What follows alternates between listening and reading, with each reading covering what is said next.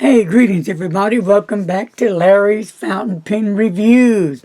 Larry, I'm your host, and let's go back a few years to the Monteverde Invincia Deluxe. And let's take a look-see right down here. First of all, I like the color of the pen. Totally black. You got your black clip that matches really nice the carbon fibers of the pen in all the black trim, and it has a really nice band on the barrel there with the Monteverde Invincia Deluxe on the pen, so that's cool.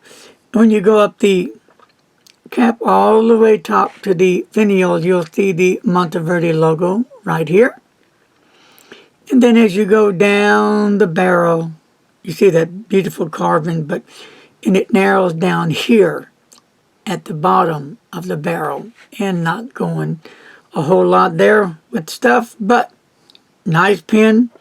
So first of all, let's put in some different ones that I have. I have the blue one and the orange one. Okay, these aren't the deluxe. These are just the regular Invincia, but this one says the deluxe. So same material, but maybe the deluxe is because of the cap has the same carbon fibers that the barrel has, and these are not sure. But let's unscrew one of the caps and we'll check out the nib.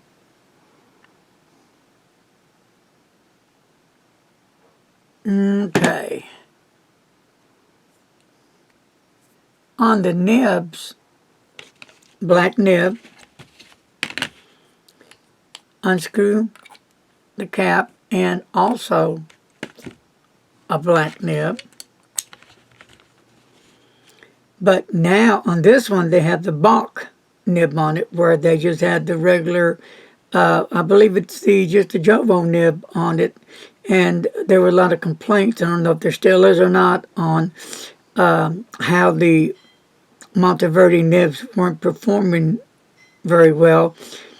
And I believe it was Goulet that had a deal with the Alpha on the Monteverdes to have exclusive with Bach nibs for the pens he sold. Don't hold me to that.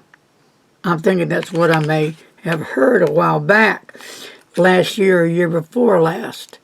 Now, these nibs that I'm looking at, I haven't had any problem with these nibs, the regular Jovo number 6 nibs. They've been fine. I have had some problem with some other Monteverde nibs that were dry, hard start, scratchy. So this one is a big improvement. Now, can this pen post? Well, you can if you stick it on there real hard, but it looks kind of awkward, at least to me it does, the way the pen is not perfectly straight. There you go. I wouldn't post it. I would not post it. It just doesn't look good and doesn't feel right, and makes it just totally unbalanced. At least the way I'm doing it does. The cap is to one side, so I would not post it. Maybe you can get it to post on yours, but on this one, that's a negative. As you go down the barrel, there's a step off, but there's really nothing sharp here. There's the threads that the cap hooks onto, and they're not sharp at all. You have a nice, ample grip here for large, big, chunky fingers. Then you go down, there's that beautiful black Bach nib right here, and this is a medium nib. And Bach had put out a real sweet nib for this pen. And it does come with a converter, which I have it already inked up.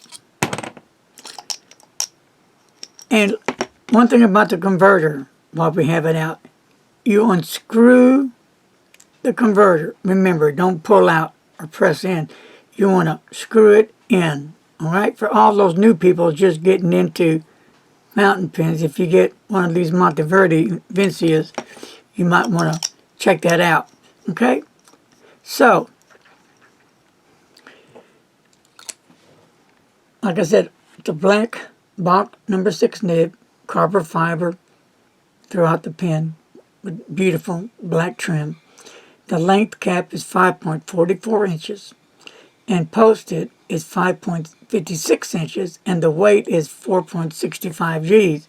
Again, I'll go back to posting because I really have a problem posting this pen.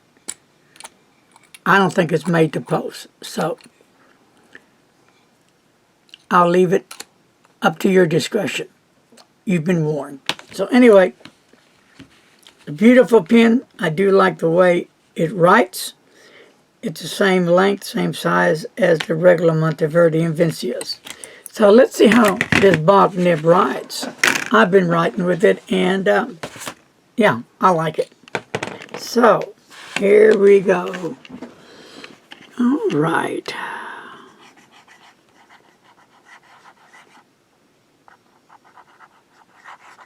My fault, that's a V.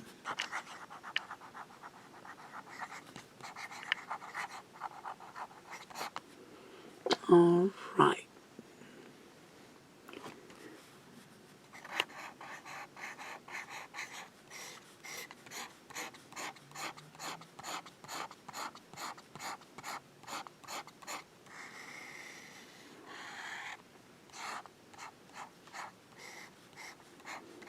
It's got some good ink flow. Do some wet test here. And it lays down the ink really well. Nice. On Rhodia paper.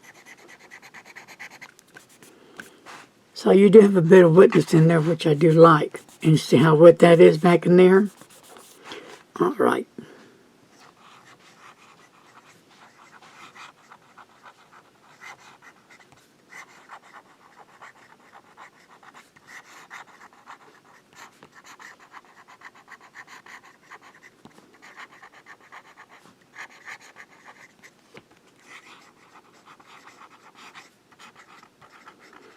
Can you hear that noise in the background? It's not scratchy. I'm not having any feedback. It just sounds like it's rubbing against something. What does it sound like to you? Yeah, it does sound like it's scratchy, but... Because it's really smooth. I mean, no, it's not super smooth, but it's not scratchy at all. You can just hear this nib to paper, that's for sure. So if you're doing any kind of secret agent kind of stuff, you might not want to use this nib. So, downstroke and cross stroke. But it does write still really nice, wet. So what do you think about this pen? It's been out a few years. I think it's a good looking pen. Who knows? I may change the nib out, try a different nib.